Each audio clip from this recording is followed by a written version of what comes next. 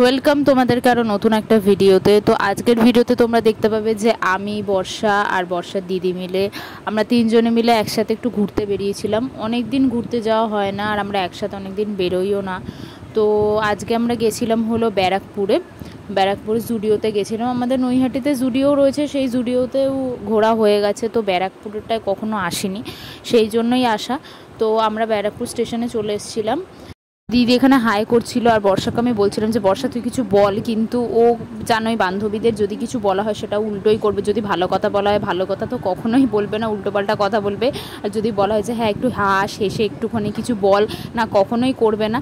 তো তারপরে আমরা ওখান থেকে বেরিয়ে, স্টেশন থেকে বেরিয়ে আমরা একটুখানি লস্যি খাচ্ছিলাম, কারণ সেদিন খুবই গরম লাগছিল। তো এই যে লস্যির দিকে হা করে বর্ষা তাকিয়ে রয়েছে যে কখন দেবে আমাদেরকে খেতে।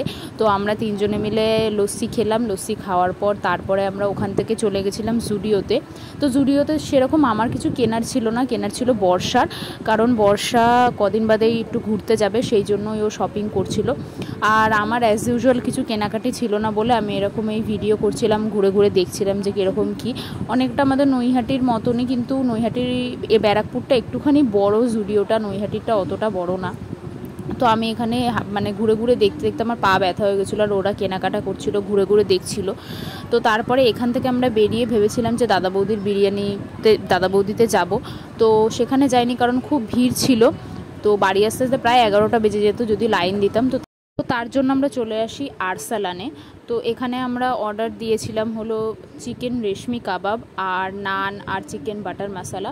তো ফার্স্টে চিকেন রেশমি কাবাবটা সার্ভ করে যায়, সাথে একটা ম্যান্ডেটরি যেটা ওদের কম্পালসারি থাকে হলো আচার একটা, যেটা খেতে খুবই টেস্ট ছিল। সব কটা খাবারেরই মানে কোনো কথা হবে না, খুবই দারুণ টেস্ট ছিল। আমি ফার্স্ট আরসালানে আসলাম, আর আজকে ট্রিটটা দিদির আর বর্ষার দিক থেকে ছিল। তো এখানে আবার আচারে বিটরুটটা কেটে একদম লাভ সাইজের দিয়েছে। সব কিছু খুবই ভালো ছিল, মানে রেস্টুরেন্টের সব কিছু অ্যাম্বিয়েন্স থেকে শুরু করে সার্ভিং সব কিছুই বেশ ভালো ছিল। আর তারপরে আমরা চলে আসি ওখান থেকে হলো বাড়ি। তো দিদি শ্যামনগর নেমে যায়, আর আমরা তারপরে চলে আসি বাড়ির দিকে। তো আজকের ভিডিওটা ছিল এই অবধিই, দেখা হচ্ছে পরের ভিডিওতে। ততদিনের জন্য তোমরা খুব ভালো থেকো।